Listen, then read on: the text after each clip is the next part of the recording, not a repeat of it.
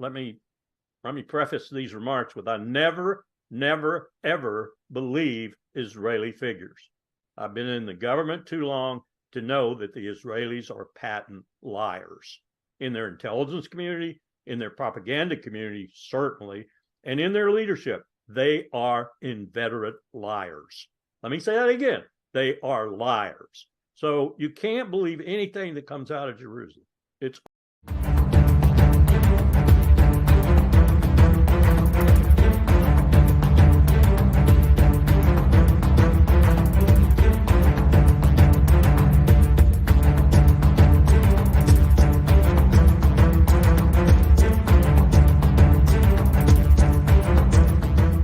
Welcome to the Daily Wrap-Up, a concise show dedicated to bringing you the most relevant, independent news as we see it from the last 24 hours. Saturday, May 18th, 2024. Thank you for joining me today. Now, unfortunately, I have just over an hour to get done something I wanted to cover today. Really one of the few or a couple of the few things that I had to pull a lot aside today. And I don't want to keep letting you know why. I'm sure you guys are aware the building and ongoing stuff. It's impossible, it seems, to do all these things at the same time. But I'm trying to get work done at the same time as we're dealing with people building and different things happening. And so my point is to let you know it's going to be short, whether I want it to be running long or not. And I plan on giving you guys a kind of breakdown view on this, probably on one of the shows as well, just because, I'm sure you guys are excited to see what it looks like other than just this right here. And so I will be doing that very soon. Unfortunately, I only have about an hour today. So I'm going to get to some important topics, and I'm looking forward to the moment where I won't be bound by these things and we'll be able to do more what you guys have become accustomed to with less gaps in between the shows. So today we're going to talk about the important follow-up and just a couple of the points, but I want the links and information will be there for you guys to look for the rest of it, because as you know, these International Court of Justice or the World Court proceedings are long, and there's a lot of conversation, a lot of back and forth, or rather just different times they have allotted to give their view and their statements. And I wanted to make sure you saw that this hadn't gone away. This is still happening, and that the ICJ, or rather the people representing South Africa, have come forward with more follow-up and more information. And of course, Israel sends just a few delegates, demonstrating clearly that this is either they don't want us to think that they think it's important, or that they are just simply not caring what's happening here. We're also going to talk about a couple of other important things around all of this. One being that Israel continues to this moment to block food aid. Now, that's not necessarily something bombshell, but I wanted to make sure we are aware, as I showed you last time, that the aid has dropped off to near nothing over the last so many weeks, as we know that there is starvation, famine level happening. And this has been deliberate the entire time, according to everybody who has any standing in this conversation. And in regard to human rights groups and people that are, I forget the name of the group that literally made the scale of whether or not it's famine, all very clear this is deliberate. People from the United Nations, from media organizations, from even corporate media, openly calling them out for what they claim they're not doing, videotaping them doing so. And then on top of this, as all of us can see, the settlers that continue to destroy the food, stop the trucks, pull people out of the trucks, be violent with those people, and having celebratory actions in front of it, raves, discos. I mean, they're different, but the point being that they're just different celebrations, and even beating up people. I just showed you that yesterday, I think day before yesterday, but I'm going to play, if I get time, a clip of an interview with her where she's saying that she went out there as a Jewish Israeli saying we shouldn't be destroying this food for humanitarian reasons, but she makes the point in regard to the fact that it's going to go to hostages too. She gets slapped in the face by the settlers that are trying to destroy the food.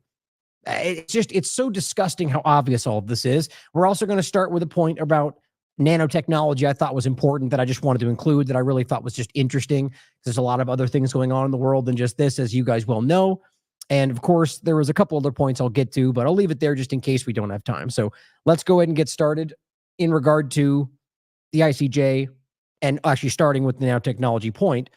Let's see, make sure I'm lined up here. Yeah, actually, I wanted to start with one thing that I really think is important, and not just for the sense of like, let's all laugh at this because these people are ridiculous. Because, a lot of the, and I myself will enjoy pointing out some things to start the show that might not be newsworthy, or just because it's humorous, or because it's relevant to how bad our government is. And that's all this clip you're going to see, which most of you probably already seen. It's all of those things. And, with some of the more, in my opinion, lowbrow individuals within the Congress, whether that means that you think they're not necessarily intelligent enough to, whatever when I say lowbrow, I mean that could be intentional, just acting crude and crass, or it could be that that's just who they are. My point is that however it is, left or right, what you're going to see is embarrassing.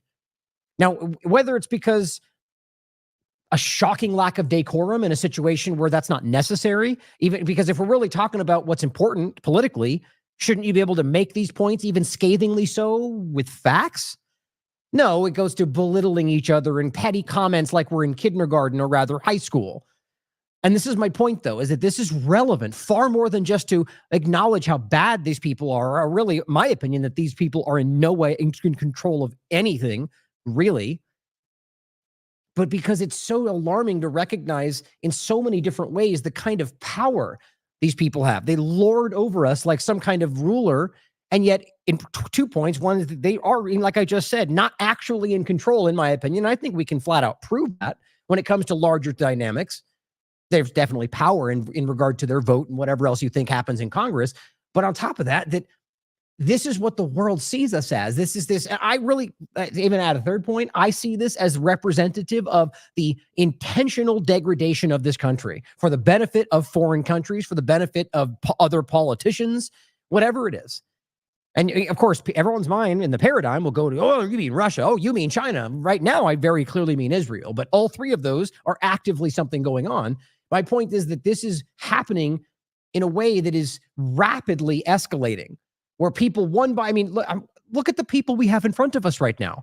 And I'm not even talking about age, whether it's someone like Fetterman or somebody like, of course, I'm blanking on the top of my head, the Republican in this conversation, Marjorie Taylor Greene, who, whether it's left or right, of course, as we get into the points, the people that like that person will argue I'm some kind of lefty or right. That's always how the two-party illusion can make sense of these objective realities. But they're all ridiculous, left and right, in this conversation. But there are special points, like I often point out, people like Maxine Waters and I'm forgetting her name. Don't know why. The other one that is going senile that can't mumbles half the time and can't, Nancy Pelosi. My point is they're ridiculous, cartoonish almost. And there's just as many on the right. We need to realize that this is how the two-party illusion works. And I've got people who from either side of this conversation are acting like what they're saying is somehow, like we're being soft.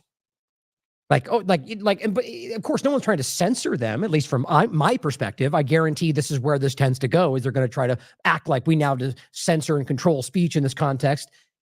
It's not about whether they're allowed to say it. It's about the fact that these people are demonstrating a level of juvenility. How do you say that? Being juvenile, being childish. And I think this is what is beginning to spin out into larger groups inside the paradigm, left and right, by the way. But in this case, you can have some people that I already see defending Marjorie Taylor Greene as if it's, honorable almost to be able to say these kind of, you get the point. I can go on. I think this is important. That's why I took as long as I did to say that, because I genuinely think that this is a dangerous thing that is bleeding into the conversations. Like, it's acceptable to act this way, which of course you're allowed to act however you want, but we can, just like with free speech, I can do this. I can say you're a child. What you're doing is not worthy of the position you hold. And it's not even to say that I respect the people in it, but the idea of what this country could be if we were actually the things that we say we are. In any case, let's watch this clip and you'll see what I mean. I'd like to know if any of the Democrats on this committee are employing Judge Merchan's daughter. Please tell me what that has to do with Merrick Garland. Is she a porn star? Oh, Goldman. That's right. He's advising. Okay. He's advising who? What? Do you know what we're here for? You know we're here about just AG. I don't think you know what you're here for. Well, you the one talking about. I think your fake eyelashes are messing up. No, what you're ain't reading. nothing. Hold on. Listen. Now, the first thing I'll say is I don't know if that's where it started. That's important in a small way, because they're all being ridiculous. But just to be clear, who knows if there was more that led up to this? But from the clip's perspective, that's the first ridiculous shot. There's no reason to make that argument. You could just be like, you're being ridiculous, whatever. Make an argument that's based in why she's bad at her job, not making it about some obviously meant to be racial overtone comment, which is what this is about. And the same thing happens back to her.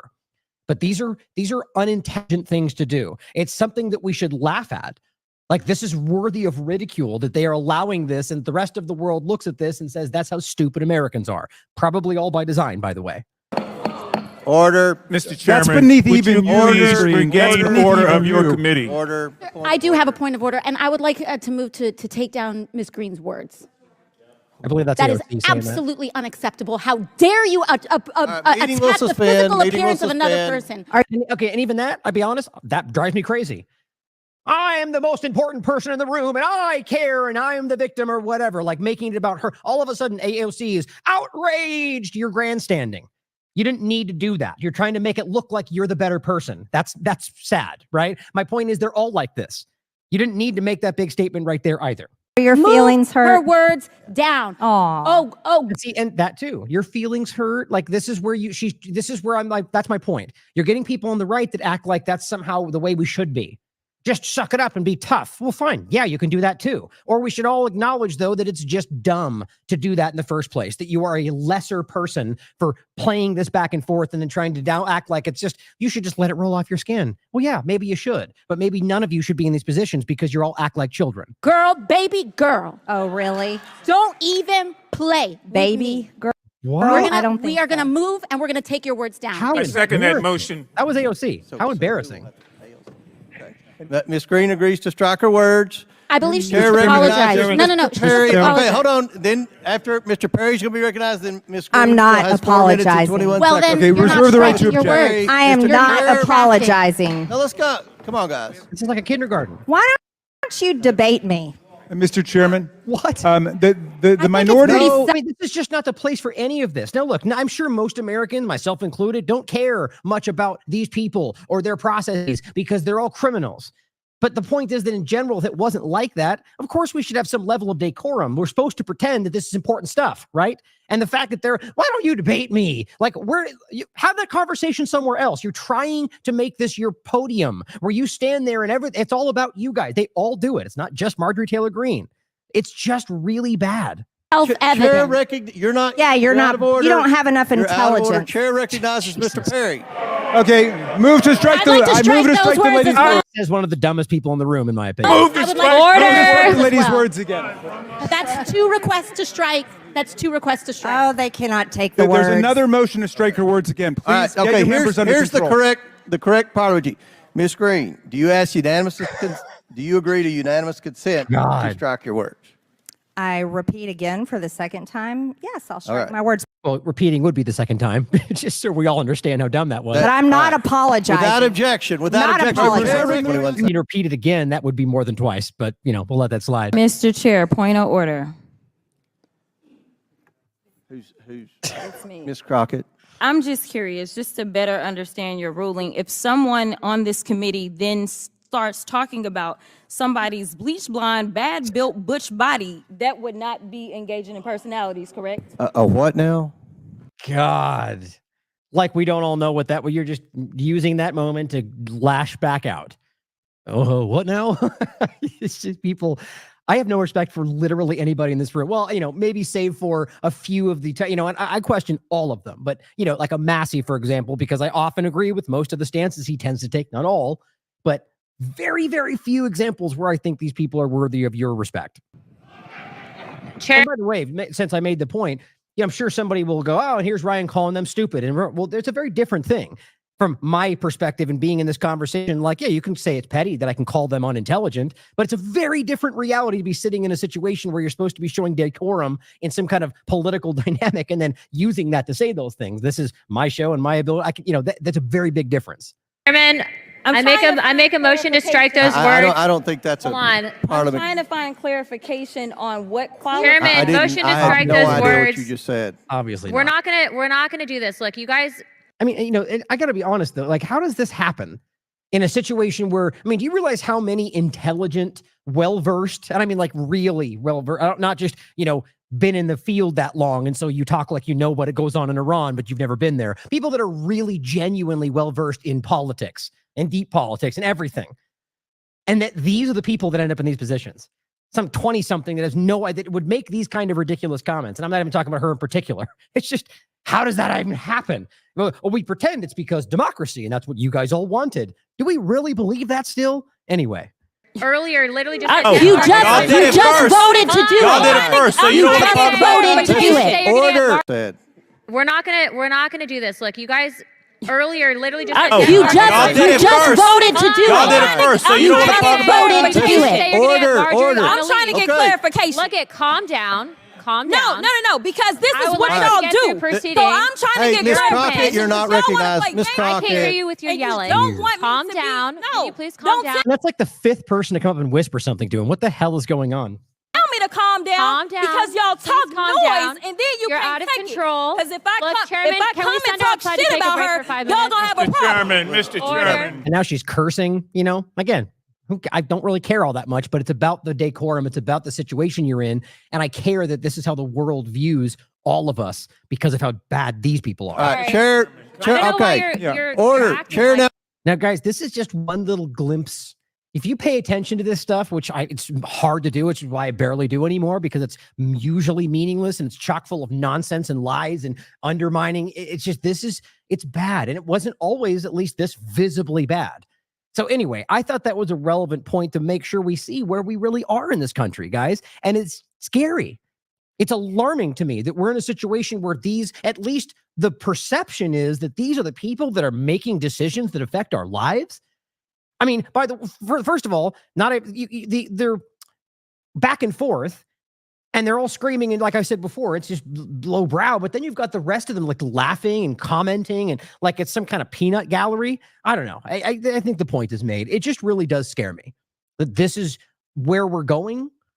At the very least, that it's the way the world perceives where we are, which is very relevant when it comes to a lot of things, not even just governmental dynamics. This stuff affects our lives. And I don't even mean voting, guys. In any case, I think that's important that we understand. As I said, we are ruled over, I should have said lorded over, by absolute children. Petty, small, manipulative children with far too much power. And the most terrifying part is when you realize that these people are not the ones actually in control. And I stand by that.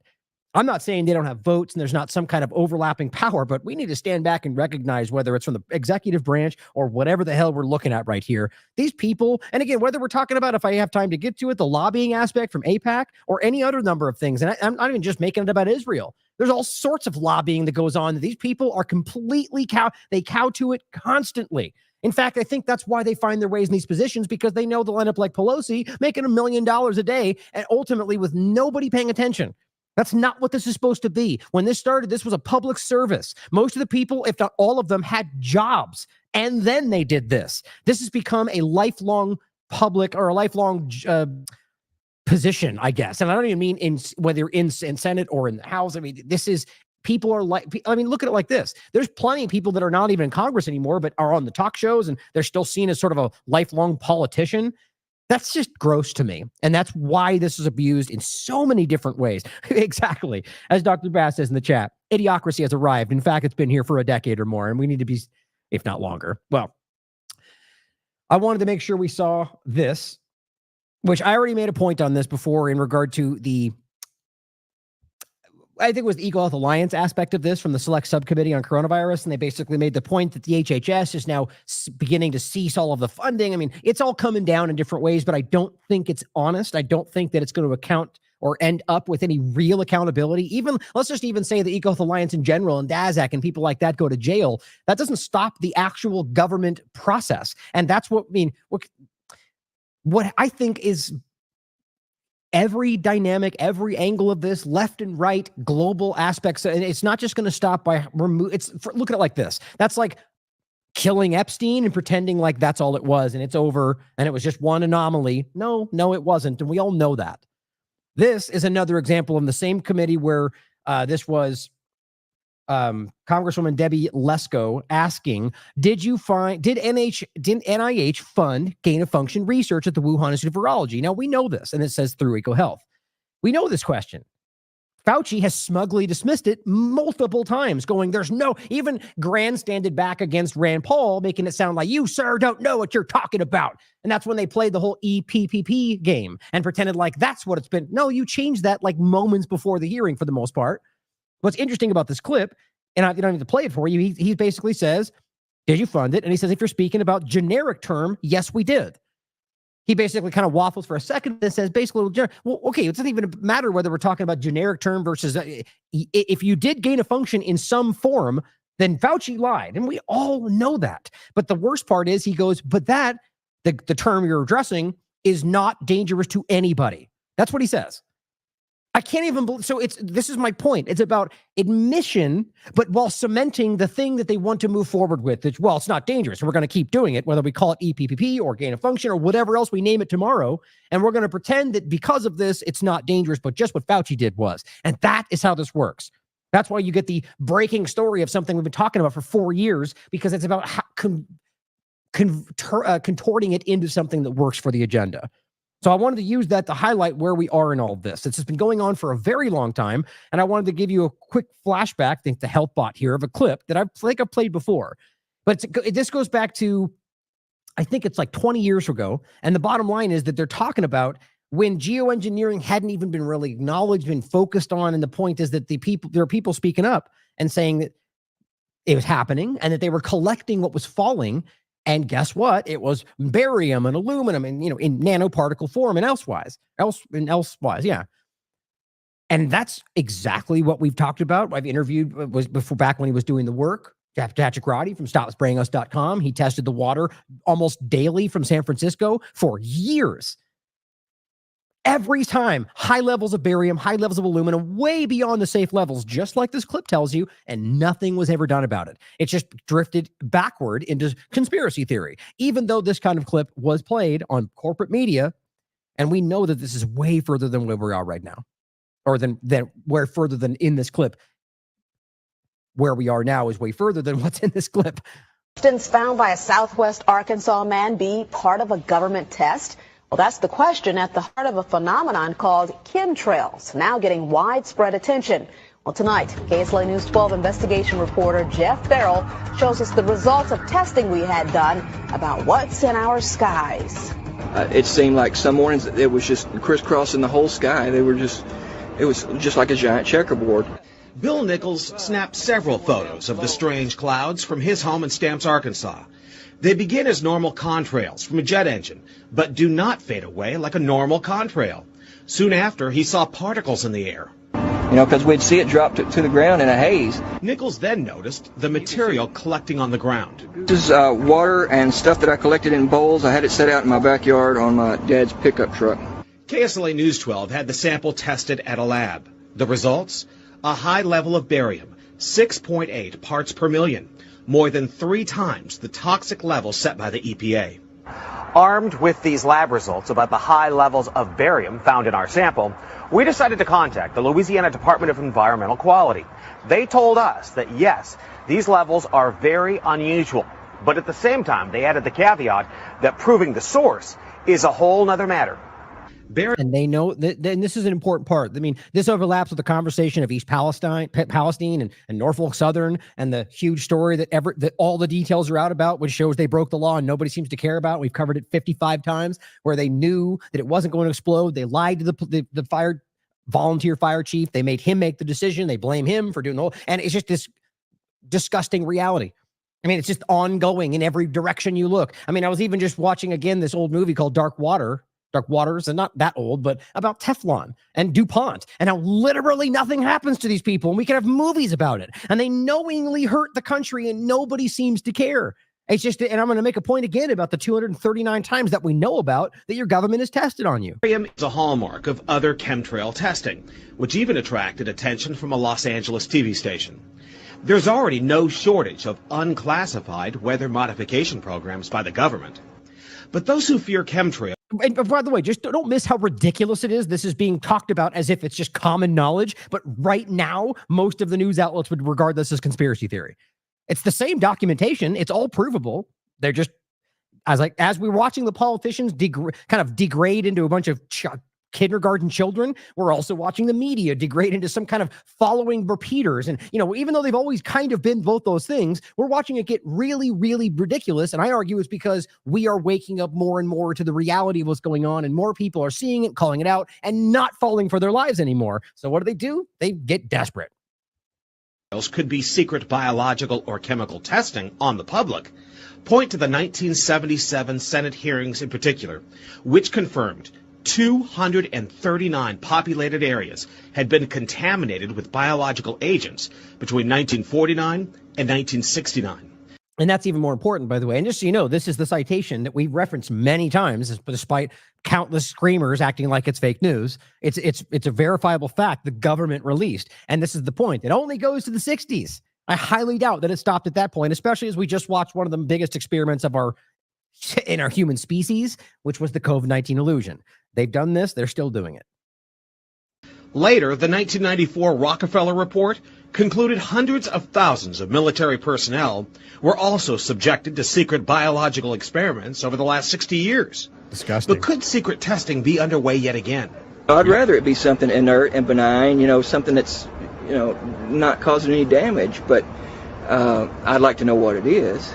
KSLA News 12 discovered chemtrails are even mentioned by name in the initial draft of House Bill 2977 back in 2001 under the Space Preservation Act.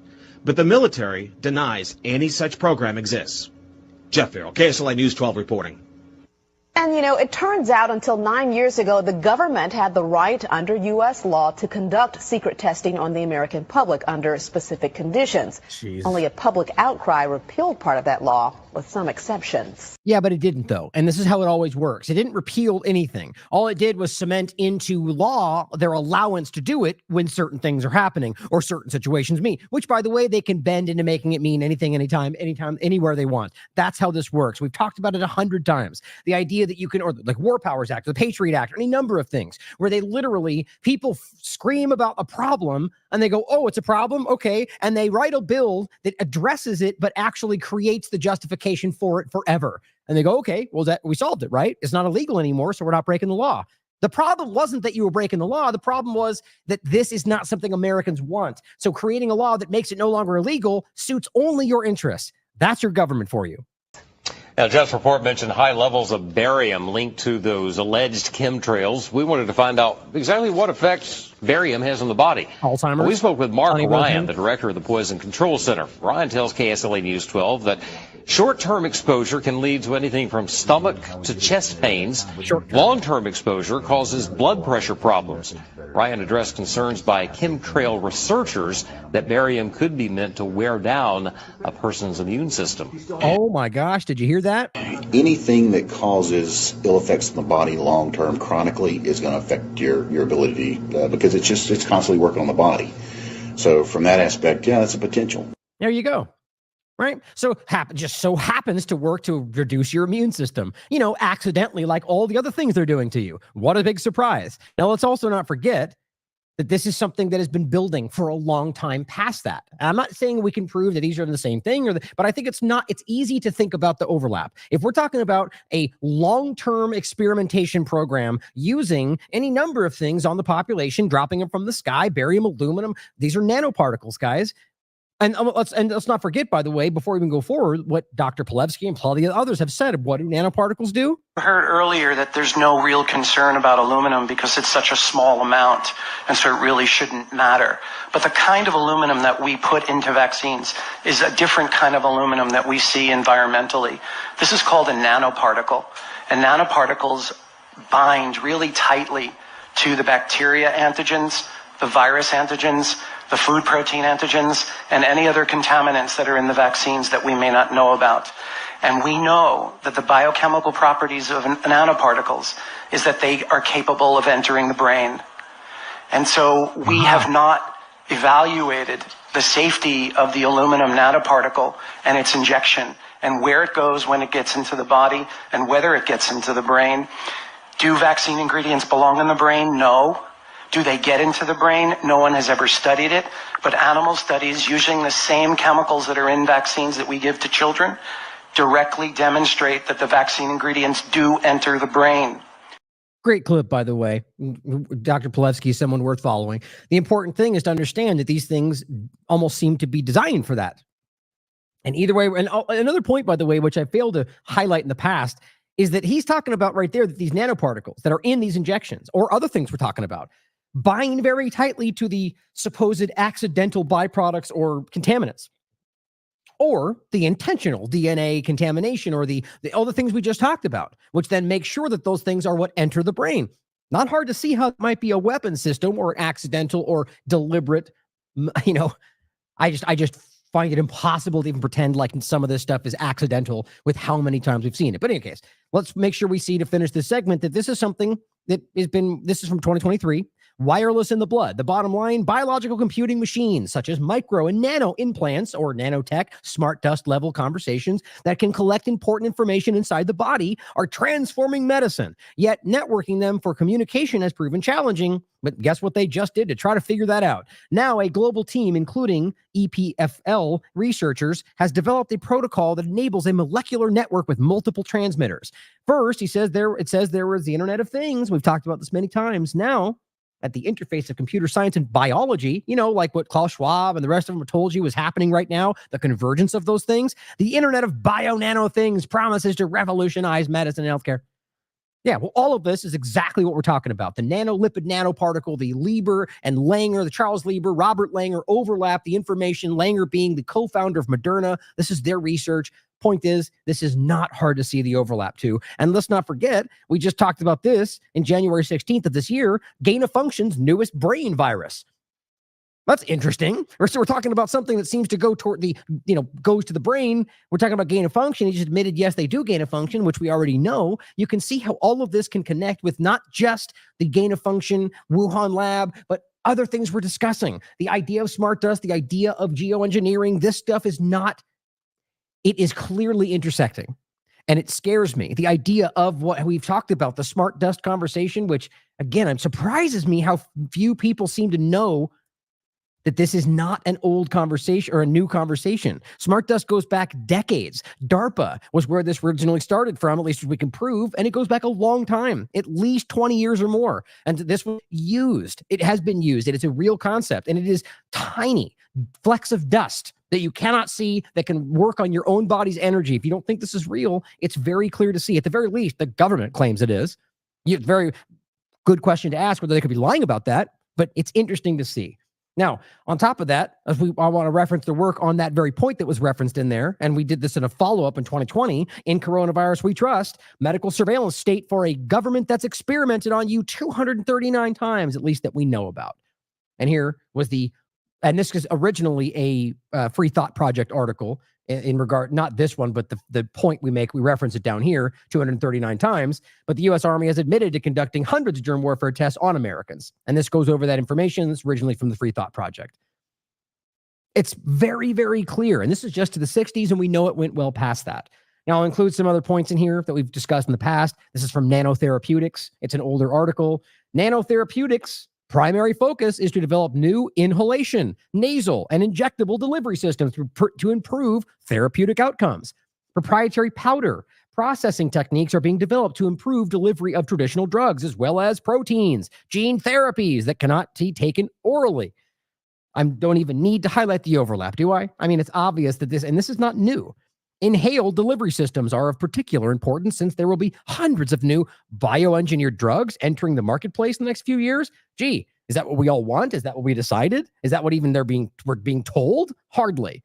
Including recombinant proteins, growth factors, cytokines, monoclonal antibodies, and antibiotics.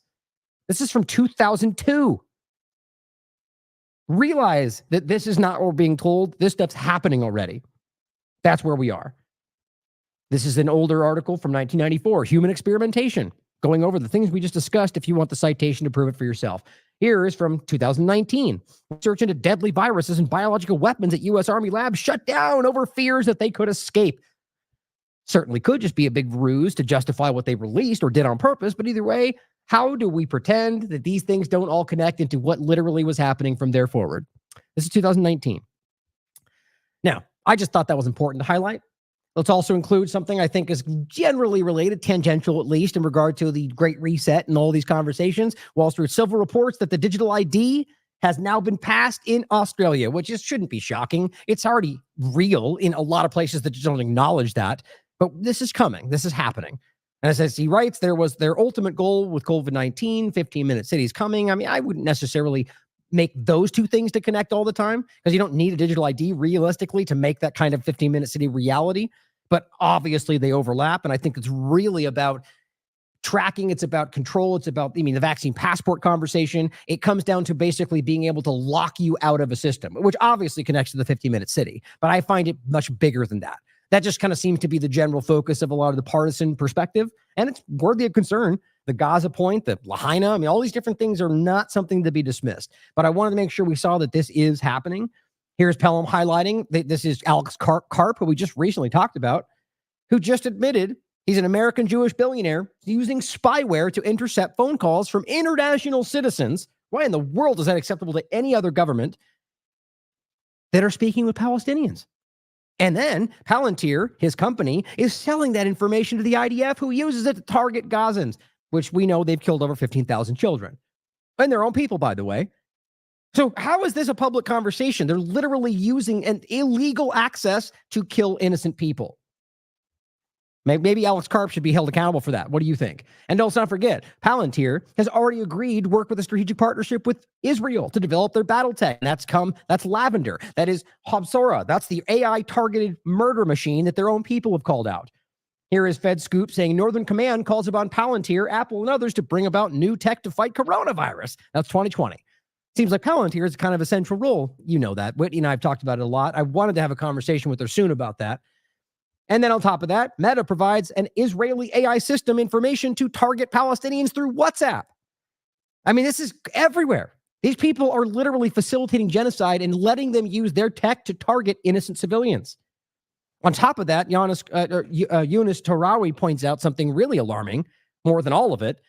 He says, this is disgusting. Today, Israeli forces threw pamphlets over skies, and this was the 17th, of Dar Balah, blackmailing Gaza residents to reveal their criminal intent and records, at least what they perceive to be criminal intent, and records held by the Palestinian police. If they don't cooperate with the occupation forces and also reveal people who gave tips to them, they will be targeted, attacked. This is what we've been seeing. And the point here is that this is interesting. And of course, this will play into a small degree what the kind of play is about how Israel is some kind of bastion of peace for people in the LGBT community, which is a shocking lie if you really look into it. And we've covered this plenty of times. But the point is that it's supposed to be the better place than Palestine, which again, is not even as accurate they pretend it to be. But I can clearly see a difference in the perception coming from a more strict religious mindset on either side of the conversation. But in either case, he says here they reveal personal details. So again, we're talking about these basically Israeli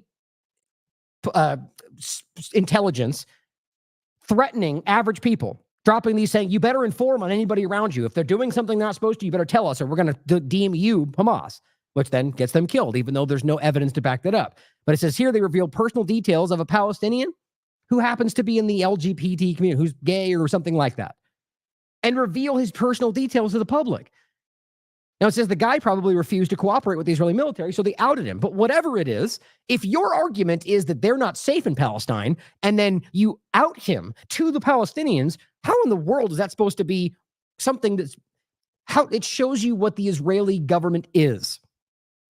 And of course, the Palestinians and the pro-Zionist, pro-Israeli entities that are lying about everything are going to say, yeah, he deserves it. Even though otherwise they would argue that this is why Israel's better because how do you make sense of that? It only shows you the depravity, the kind of disgusting hatred they have for people, even as they pretend they're fighting for these kind of concepts.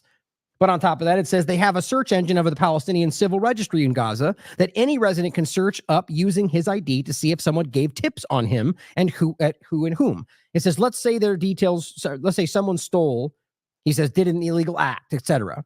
They now are revealing all of his files. And it says if you have ever told the Palestinian police anything against any people that you suspect have committed a crime, they will out you and label you as a Hamas informant. You see how broad that is? That's because they've argued that any policeman is suddenly Hamas, even though the U.S. government spoke up and said, hey, stop killing the policemen that are trying to guard the aid. They're not Hamas. They keep making the argument they are because to them, literally everybody is Hamas. And again, don't forget, that's because they made sure Hamas would be in power to keep the division between the West Bank and Gaza. It's Netanyahu's own statements in the Likud meeting from 2019 that Haaretz covered, which shows you that they made sure they would be in power. And that means that everybody there forward had to work through the facilities of Hamas, which then labeled them as Hamas collaborators through Israel's perspective. That's intentional. So they were all Hamas. My point is they're creating a situation where they're telling you tell on your neighbor or make something up. And if you don't, we're going to label you as Hamas. It's one more way to make everybody Hamas no matter what actually happens. Now, I want to make sure we saw this because I just think it's important to follow up. We just covered this. Hamas claims, and by the way, it's funny, the guy that I was talking about the other day who was screeching about how I secretly hate Jewish people, even though it's just one of the most absurd, somebody who was doing good work in COVID, I thought, made me very sad. My point is I went through this, and the argument is Hamas claims Israel bombed IDF troops under Hannibal Directive. Now, don't forget, Ryan Grimm was the one that was reporting on what they claimed. Israel then reported that it actually happened, not that they bombed their own people, but that the people died. So you can clearly see the story is real, but the narratives around it are spinning. And I said explicitly in this show, you should question what Hamas says just as much as you question what Israel says. Of course, the person who didn't watch this and reads the headline goes, eating all of the Hamas propaganda. I'm just embarrassed for these people. They just have either a blind spot for anything Israel related, or they've been dishonest about everything. We should really be asking these questions. The point is, it's like for them to say that you're going to repeat or report anything Israel says as what is all the media does, that Israel claims X, Y, and Z. Suddenly that's okay, but I'm not allowed to say Hamas claims something while including we should be very skeptical of any claim from any side. You know, it's just sad. Obviously, an objective person can see a one-sided concept right there. We should be reporting what any side says. And I often report what Israel claims. But of course, I fill in the gaps with the fact that they've been caught lying 45 times right up until that point, but we should still consider it. I just think it's important to recognize how people are being dishonest, and not in many of them, not even intentionally. They just don't see that they're blind to this conversation. But I think that's a minority. But in any case, the point was we just talked about the fact that the UN did not have the death toll. It's still the reality, and it's shockingly easy to see if you just look for yourself. And of course, read this important article Robert put out that just breaks this down. We wrote it together technically. Well, I added a large enough section where he wanted me to put my name on it. The point was that we both put this out, and it's very, very, very, very clear. It's obvious they're lying. But here is Jeffrey Mead tripling down as one of the many people I highlighted the other day. And this is from 2 days ago. After this broke that they were lying, after the UN came out and said, no, we did not do that, he goes back to it, really trying to push in the main thing that now becomes the general lie that's being pushed, which is we're past the idea they halved it. We're pretending that we never said that. All we're trying to say is, look, can't you see that the number of children and women are halved? And that means that if you add up the rest of it, that there's no way that could be. It's simple, guys. It's not hard to recognize. As we said before, all they've done is add an identified number, which means the remainder are unidentifiable, which means they're so mutilated or something else in that regard that they can't identify whether they're a woman or a child. The point is that people are highlighting the fact that there's just no way the rest of what's there could be mostly women and children. How is that? How do you mean there's no way? You mean aside from the obvious reality, this is a war on women and children, that they're targeting women and children, that they've killed more women and children than any concept we could talk? Obviously, it makes sense. The point is that 34,844 as of the 30th was still the full number. They just showed you a breakdown in between there showing these are the ones that are identified. So the number of women and children also did not change. And the UN made that clear. But all they can do is keep screaming about how after the calculations, that number dropped to 51. Well, no, all you're adding is the numbers that are in the identified category. The others are unidentified. And that's been made clear 55 times. It's just shocking to me. And I said, are you seriously incapable of recognizing that the number you're pretending is now the total amount of women and children killed is actually just the portion of the total that is now differentiated as identified? The remainder are just unidentifiable. And on top of that, ask yourself how crazy it is that these people, it's somehow they think a winning argument to say, look, we win because they only killed 7,000 children. Like, think about dying on that hill. So you're okay with that? You think 7,000 dead children in the process of 7 months is somehow the win for you? My God, I just can't get past how bad all this is. Now, let's get to, I think I've got about 15, 20 minutes left. I want to make sure we at least get to the ICJ and a couple of important points about the protest. Now, this is just Dr. Lens Veritatis, who is highlighting that the opening segment, which shows that Israel only had, look, so that's the South African side. Israel only brought 3 people. Look how many chairs they're available. They're full. Okay. This is a monumentally big situation. I mean, it's huge. And they must know that this is coming down on top of them. And they send 3 people. The ICJ emergency hearing, Israel's blatant contempt on full display. South Africa attends in force while Israel sends a mere 3 representatives. And of course, South Africa is presenting evidence. Israel's actions reek of utter disrespect for the ICJ. Well, they've made that shockingly clear. Here is the opening statement. Delivers a powerful opening statement, and this is the South African side, and I'll let you play it for itself. Since that request was made, it has become increasingly clear that Israel's actions in Rafah are part of the end game, in which Gaza is utterly destroyed as an area capable of human habitation. This is the last step in the destruction of Gaza and its Palestinian people. It was Rafah that brought South Africa to the court, but it is all Palestinians as a national, ethnical and racial group who need the protection from genocide that the court can order. We've heard boasts that Israel's army is the most moral army in history. That's crazy. And we've heard denials that there is famine in Gaza. For months, people, particularly in the West, have appeared unwilling to accept that the accusations are true. How could people who look like us and sound like us possibly engage in anything like genocide? But the evidence has to be faced.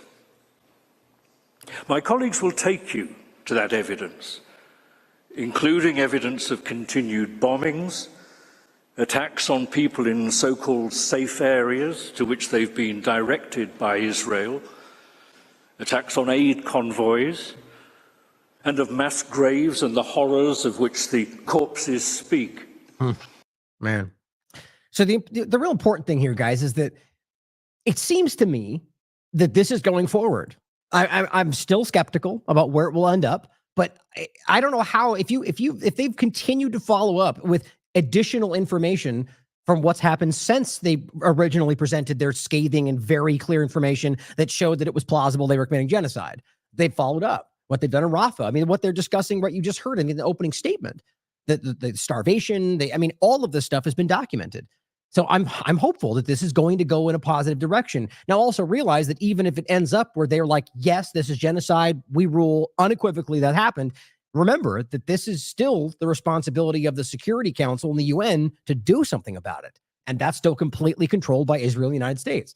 So it's still a win, mind you, even if there's no legal accountability, but that will break my heart to see that these people don't go to prison because of all the things that they've done. But the win will still be that this is going to be cemented in public opinion. I mean, it's already happened. Let's be very honest about that. Even Israel's mainstream media, and they've admitted this. As they said, we've already lost. We have to admit that. That's a Haaretz article they wrote. And it's been acknowledged by their own people. They want, I'm not going to break off on a lot of it because I want to save the time, but I believe that this is going to end that way. And so remember that can still be used to force action. But I'm not hopeful that the UN will, through the control of the UN and US and Israel, will actually end up in a positive way. But here is one of the other presentations, and I'll leave it there. This is from Stephen Donziger pointing out stunning presentation today by superstar lawyer Adila Hassim at the World Court in support of the genocide case against Israel. Israel's killing of 14,000 children plus is a, quote, deliberate snuffing out of Palestinian life. Statements like that from these people, I find it hard to believe that it will end up with nothing. This puts their reputations on the line. If you're going to stand up and say that they're snuffing out life in Palestine and then rule they're not committing genocide, I don't know how you ever recover from that from a matter of respect and reputation. So that's why I believe this is going to end up against Israel, which I think is the public opinion at this point. That's what the world wants, even many governments. So I don't know how they get away from it. Gaza's children have suffered particularly severely. more than 14,000 have been killed. Thousands more have been injured or lost family members. I kind of feel like she sounds like she's trolling back crying. But I mean, I could be wrong. I usually, these people have, pretty strong decorum, but it's hard. It's an easy thing to understand. It's a lot of death, and they've been combing through this.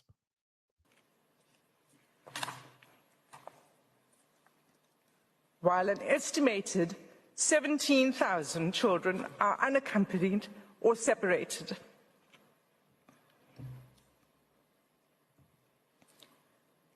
Nearly all of Gaza's children have been exposed to traumatic experiences, the consequences of which will last a lifetime.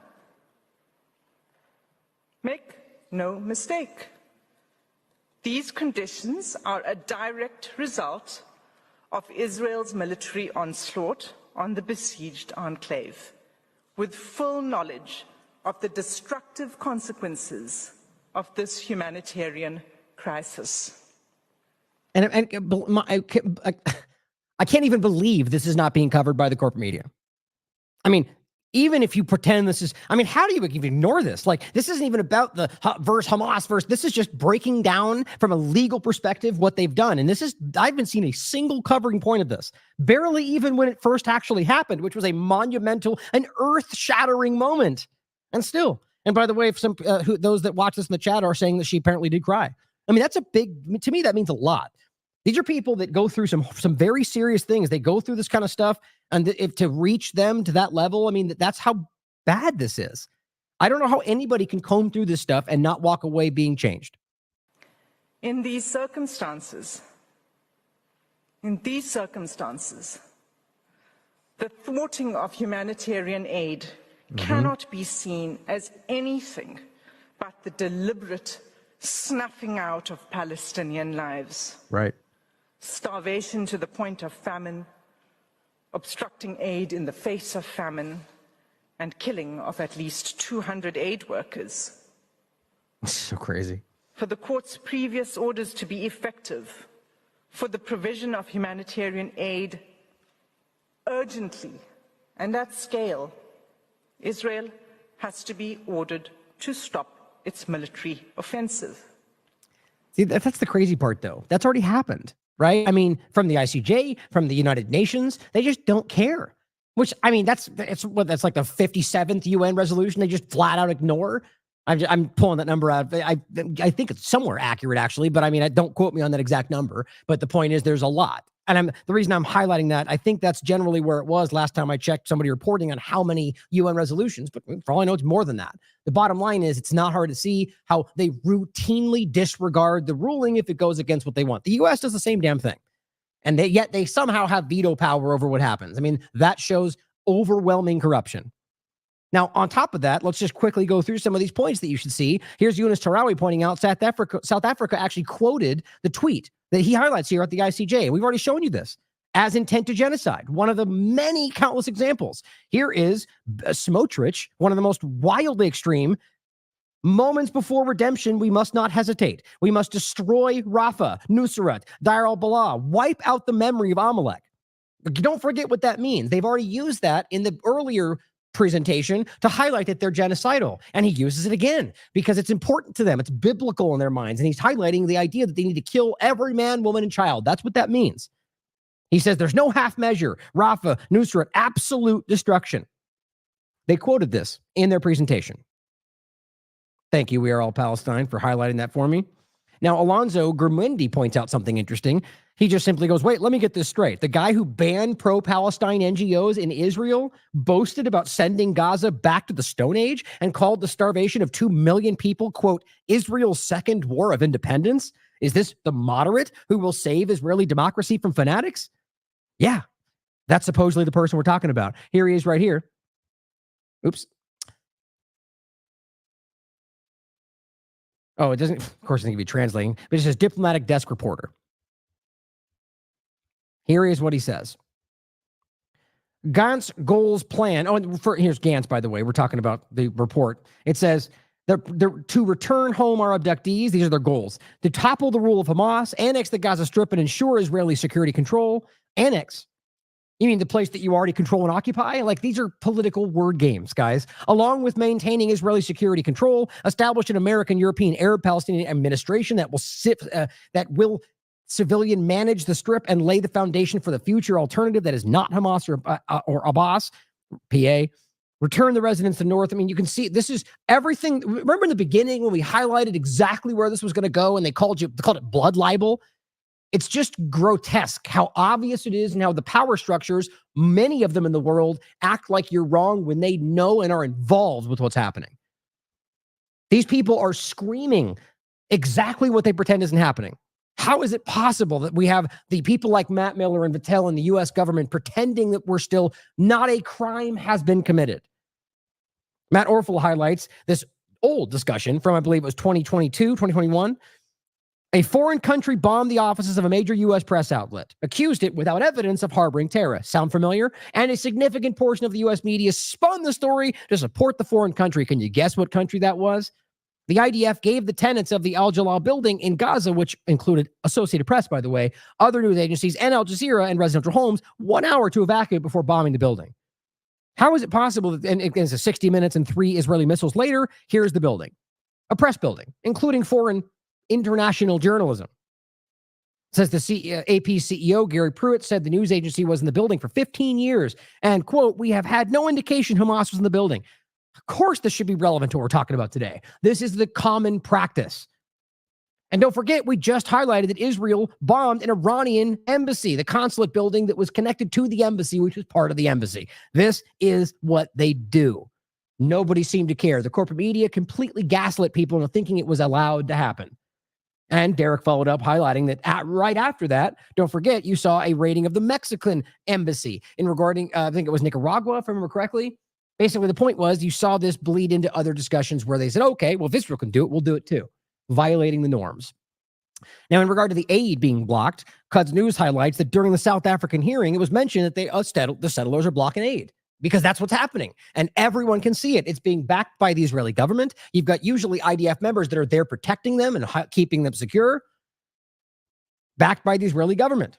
And here's the video of them continuing to break the aid, stop the aid trucks, throw the aid on the ground, destroy it, even though, by the way, that means they're starving the hostages too. Here in this video, you can see footage of attempts to block all aid trucks, even though Elon Levy will scream they're getting more than ever, from a CEO of Bezalmo, a right-wing NGO, who calls Israelis to join those crimes. So you have an NGO, Bezalmo, and the CEO of this company, who's supposed to be that, NGOs arguably are, they present themselves as humanitarian half the time, and they're there stopping humanitarian aid to both hostages who are Israeli, American, and Britain and other places, as well as all Palestinians, while they're in a famine situation. Glick recently received an award for his activism during the current war from the Israeli parliament. And they are proudly blocking and destroying aid. Look at this. Look at what they're doing. This is on full display for the world. It makes me sick. And here's the one, I'll just include this for you to watch because we just referenced this.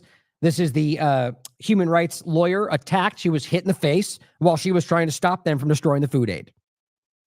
And here's an example of one of these children. This is not just from starving from food. There's a couple of things that happened here. That's what he looked like before. Here's what he looks like now. Now, as I understand it, he's starving, but it's also because of some smoke he inhaled after one of their totally non-violent thing, their smoke, the gas, what do they call them? It's smoke grenades or what's the word I'm looking for? In any case, the point is we've talked about this many times. They act like they're using this, crowd dispersion. They use it on the Palestinian protest, the March of Return. People would die from this stuff. People go into seizures. They would act like they would never recover. These are chemical or biological weapons. And yet nobody seems to care about that. Abby Martin has covered this. So this kid inhaled some of the smoke from one of these things, and he's never been the same. And he's starving. Suppressed News highlights. Let me see how much time we have. I'll play this real quick.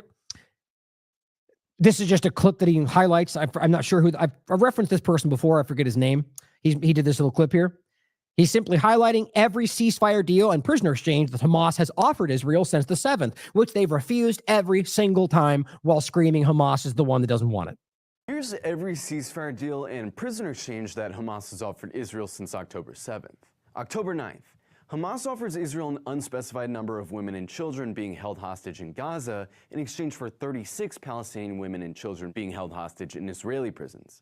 October 16th, a Hamas official says they'd free all Israeli captives in Gaza in exchange for 6,000 Palestinian captives in Israel. October 17th, a Hamas official tells NBC News that they'd release all of their Israeli civilian captives if Israel agreed to stop bombing Gaza. All. That's the most important one. They already offered, we will release every single person we have if you just stop bombing all the civilians or anywhere in Gaza. Now, you could pretend that, well, we can't do that because then the Hamas will still be. That's the radicals saying that. I mean, literally the entire conversation from Israel right now. And they're protesters threatening to burn Israel down if they don't accept whatever deal Hamas offers at this point. And that's not because they care about Palestinians in most cases. That's clear. But they've already made the clear argument, no matter what the dynamic, we want you to accept that we want our families back. And they still say no. And at this point, they were pretending that Hamas had not offered anything. That's because they lie about everything. October 28th. Hamas's leader in Gaza offers to release all of the Israeli captives in Gaza in exchange for all of the Palestinian captives in Israeli prisons. There you go. Another important one. Well, fine. Then just give us back our prisoners, which was arguably the main point of all this. And they still said no. And that was before they got forced to accept the pause. So this was a game, and they made sure that they made it look like Hamas was doing all of it, just like every other circumstance. Now, based on time, you guys can watch the rest of that for yourselves. Here's an important point, getting into the votes. This just makes me sick. Brian, this is a person who's acting actively in the interest of a foreign country against the interest of Americans, who literally has an IDF uniform as he's part of a foreign military and is acting like he's an American representative.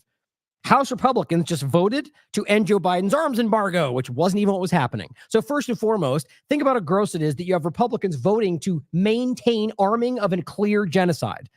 That's complicity, guys. That's literally legally accountable. Those people can go to jail. But on top of that, that's not even what's happening. Joe Biden does not have an arms embargo. They paused one shipment, which, by the way, was still happening, that many of the other ones didn't even get paused. And on top of that, even if they stopped all their shipments, we know they can still deliver weapons that we can't even see, that go through channels that we don't even have accountability for. So either way, it's all a big show of we're on the good guy side and we're fighting against Joe Biden. It's all an illusion. Your government is supporting Israel. He says, we stand shoulder to shoulder with our allies, which aren't you, by the way, as American people. And he says on the throats of terrorists, which, by the way, he means Palestinian children. Now it's time for the Senate Democrats to prove the same. That's your two-party illusion game. But I said they just voted to openly support the Gaza genocide. Maybe Brian was wearing his IDF uniform when he decided to act in the interest of a foreign government at the expense of Americans. In fact, ignoring what the vast majority of Americans want. Hashtag Brian Mast is Israel first. Now, this is getting into the AIPAC point. Now, I wanted to play one thing about the protests, so I'm going to go ahead and skip this and come back to it. But AIPAC was busted smuggling cash to a pro-Israel candidate. These are not lobbyists, guys. This is straight up bribery, which is what lobbying is anyway. But the fact that they're doing stuff like this is what you think it is. This is direct influence of politicians against interest of Americans. These are crimes. Thomas Massey highlights how they put out a $300,000 hit piece on him because he was calling this stuff out. How do you not see how alarming that is? We're talking about AIPAC here. AIPAC comes out and tweets this. Being pro-Israel is good policy. I wonder why. 52 out of 52 AIPAC-endorsed Democrats have won. We're talking about Democrats, guys, not Republicans. How in the world do you think that makes sense? If every single person that they endorse and give money to happens to win.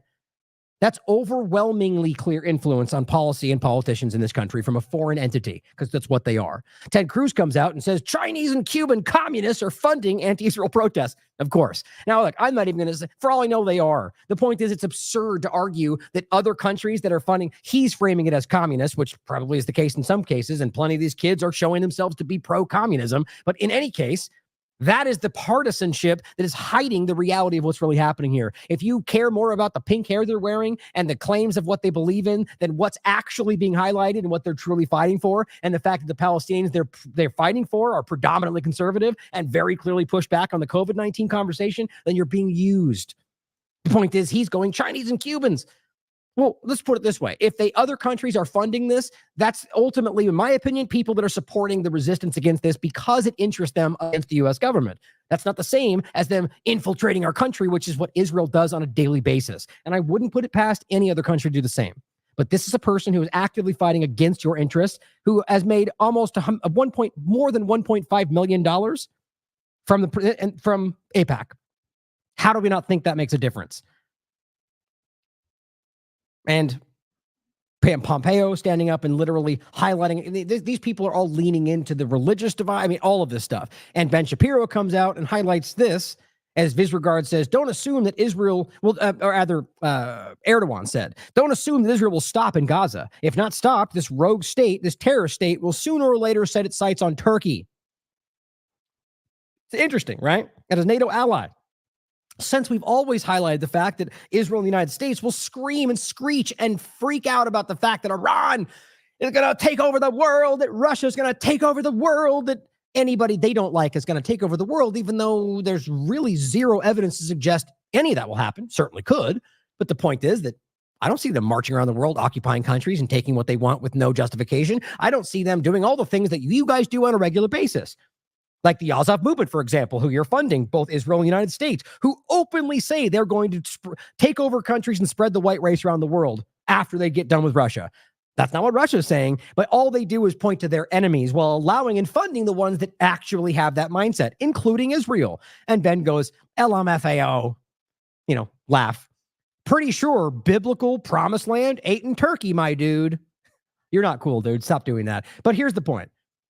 Propaganda & Co., who you should follow, says, Ben.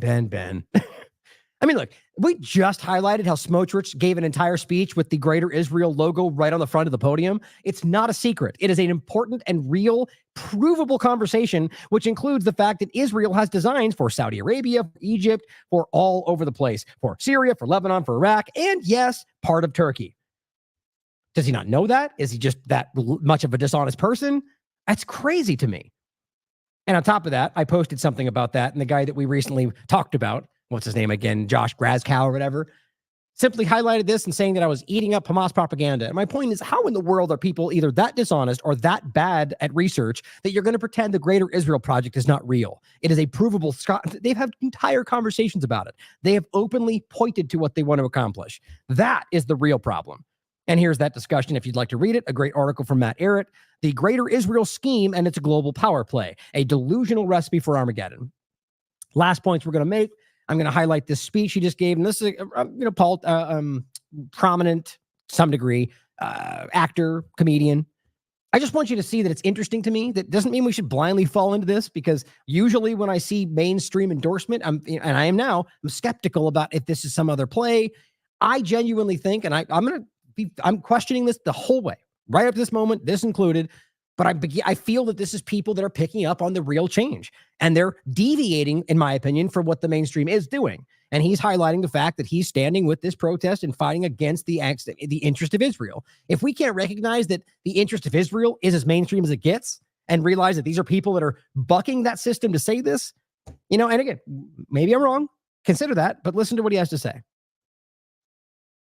The record straight. No one's talking for me. Stop weaponizing anti-Semitism. As a self-loving Jew, let me just say, permanent ceasefire, end the siege on Gaza, let Gaza live, impeach Netanyahu, fuck Raytheon, fuck Lockheed Martin, Jewish and Palestinian safety's intertwined, not in my fucking name, send them home. You do not need to cut off people's water supply in the name of Jewish safety. You do not need to bomb universities, bomb hospitals, bomb ambulances in the name of Jewish safety. You do not need to bomb children in the name of Jewish safety. Free Gucci Man, free Boosie, free Gaza. You can donate here. You can donate at unrwa.org.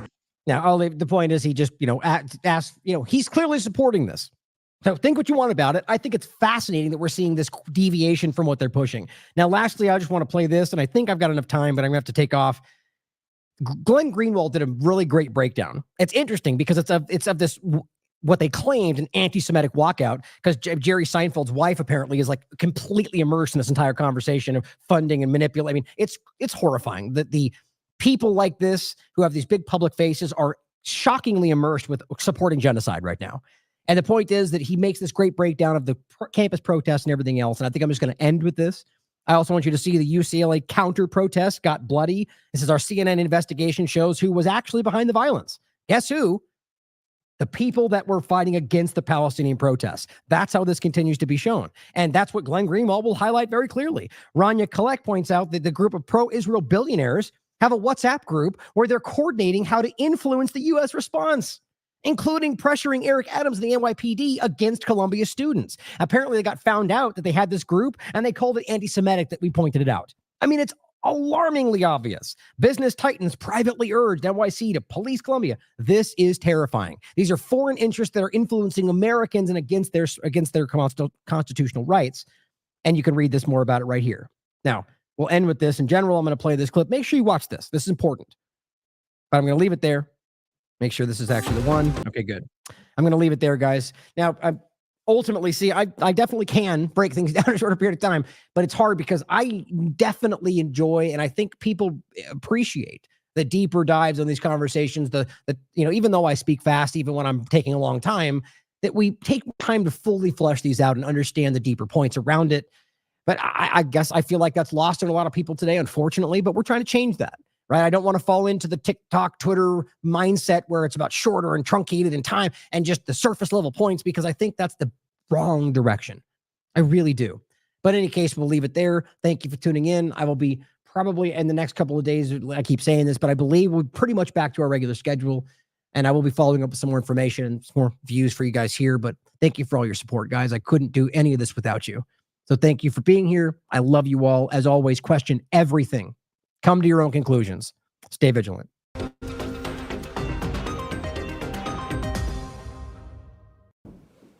As we have covered frequently on this show, there has been an attempt over the last several months, really since October 7th, to convince American citizens that the United States is drowning in racism and bigotry against one particular minority group, which is American Jews. They have tried to convince these same people, American Jews, that the United States is not safe for them. They can't walk outside. They can't send their kids to school. They can't send their kids to college. There are roving bands of Jew haters all over the place, ready to maul and violently attack American Jews, even though none of that has happened. Even though essentially every encampment of pro-Palestinian protesters at colleges has been peaceful. Not overwhelmingly peaceful in the sense that CNN described the Black Lives Matter movement as being, while in the background there were buildings burning, but actually entirely peaceful. There have been no incidents of Jewish students being physically assaulted or violently attacked, let alone killed. The only real violence in any of these protest movements came from the pro-Israel counter-protesters, most of whom did not even go to school there, who showed up at UCLA and began violently attacking pro-Palestinian protesters, including old women and all kinds of people, throwing metal fences at them, bringing sticks there, fighting them physically for hours. And a big part of the funding for those pro-Israel protesters came from Jerry Seinfeld's wife. While Jerry Seinfeld has long been one of the country's most vocal supporters of Israel, and since October 7th has repeatedly defended the Israeli war in Gaza, condemned pro-Palestinian protesters, talked about how heroic he finds Barry Weiss. He went to one of Barry Weiss's events about the importance of combating anti-Semitism in the United States and about the need to support Israel in its war. Jerry Seinfeld was selected to be the commencement speaker at the graduation ceremony for Duke University over the weekend, where he also received an honorary degree. And as CBS News reported yesterday, quote, Duke University graduates walked out ahead of Jerry Seinfeld's commencement address. And there were actually a lot of booing. Quote, Duke University President Vincent Price's introduction to Seinfeld was drowned out by some people chanting, quote, Free Palestine, while others shouted, Jerry, Jerry. The 70-year-old Seinfeld, who has supported Israel since the October 7th attack by Hamas militants, recently sparked controversy over his comments on what remains acceptable fodder for comedy today. Here is a video of some of the students not attacking Jerry Seinfeld, not violently attacking anybody, but using their free speech rights to protest and chant as they walked out of the speech. They didn't try and disrupt it. They didn't try and stop it. They didn't scream over it. They just left in protest of Jerry Seinfeld's position on Israel. Jerry is also serving as our commencement speaker. There you can see students walking out carrying a Palestinian flag. They're just filing out peacefully while the students who wanted to remained. It was just a very peaceful, tranquil protest that didn't infringe on anybody's rights, and that is the kind of protest that the United States has long had, that the Constitution is designed to protect. And yet, one of the tactics that Israel's most devoted loyalists have been using is trying to claim that any criticism of Israel or its war is really motivated by racism and bigotry. They scream and screech, racist and bigot and anti-Semite, anyone who disagrees with them. They try to get people fired from their jobs and have succeeded in media and academia and elsewhere for criticizing Israel. They want censorship on college campuses and in the United States to protect this one minority group by claiming they're not safe, that the speech that people are expressing about Israel is actually a form of violence that makes Jewish people feel unsafe and attacked. The whole familiar script that the American right has spent a decade mocking and denouncing when coming from every other group is now emanating from Israel's most devoted loyalists. And one of the tactics they attempted to promote was to claim that the reason Duke students protested Jerry Seinfeld and walked out is because Jerry Seinfeld is Jewish. And they're just anti-Semites, and that's the proof. Here's the same Congressman Daniel Goldman from Manhattan, the billionaire heir to the Levi Strauss fortune, on May 12th, who said the following, quote, Jerry Seinfeld is a Jewish American who has nothing at all to do with Israel's foreign policy or military defense. Holding an American Jew responsible for the actions of the Israeli government is quintessential anti-Semitism. And there are all kinds of claims like that. Now, the lie of this claim is manifest. And the reason I think it's important to examine is because this is the fraud that has been going on in the United States for many months. Obviously, the protesters were not protesting Jerry Seinfeld because he's Jewish. Within these protest movements, there are many Jews who are regarded as the comrades of the protest movement because they share it, they help organize it, they help lead it. There's an exhibit within the Columbia encampment about the evils and dangers of anti-Semitism. The reason they protested Jerry Seinfeld is because Jerry Seinfeld is one of the most vocal supporters of the Israeli war in Gaza, which is what this protest movement is designed to denounce. Dan Goldman absolutely lied when he said, oh, Jerry Seinfeld is just some random American Jew, has nothing to do with Israel or the war. He's been vocally supporting it, and his wife, using Jerry Seinfeld's money, financed pro-Israel activities all over the country, including helping dox pro-Palestinian students and financing the pro-Israel counter-protesters showed up at UCLA and violently attacked the pro-Palestinian protesters. But the tactic of Israel supporters is and always has been to scream racist and anti-Semite at anybody who disagrees with them about Israel, at anyone who criticized Israel. And so that became the tactic.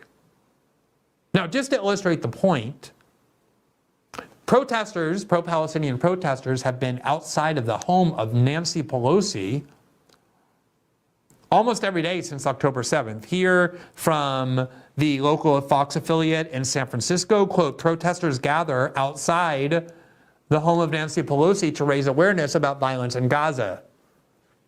I'm quite certain Nancy Pelosi is not Jewish. The reason they're protesting Nancy Pelosi is the same reason they're protesting Jerry Seinfeld. It's because they're supporters of the war that these protesters are denouncing. These protesters have been following Joe Biden around and disrupting and protesting every one of his events for 7 months. And I'm also quite certain that Joe Biden is not Jewish, but what he has in common with Jerry Seinfeld and Nancy Pelosi is that he is a vehement supporter of and enabler of the Israeli war in Gaza.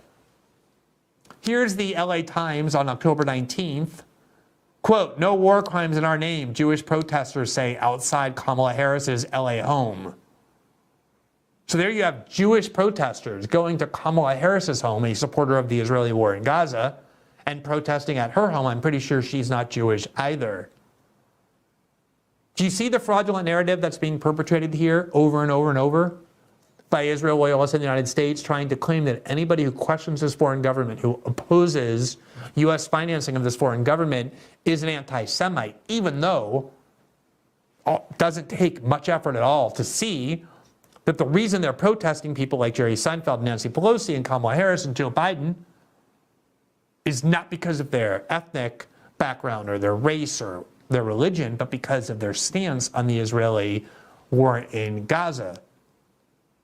I think false racism accusations, false bigotry accusations, moral panics, trying to convince American Jews that they're unsafe in the United States, all as a means of demeaning and banning and rendering evil and taboo criticism of this foreign government, are always things that need to be opposed. And I have rarely seen such a transparent fraud of perpetrating a narrative of racism in the United States for alternative and ulterior means as I've seen since October 7th in the United States.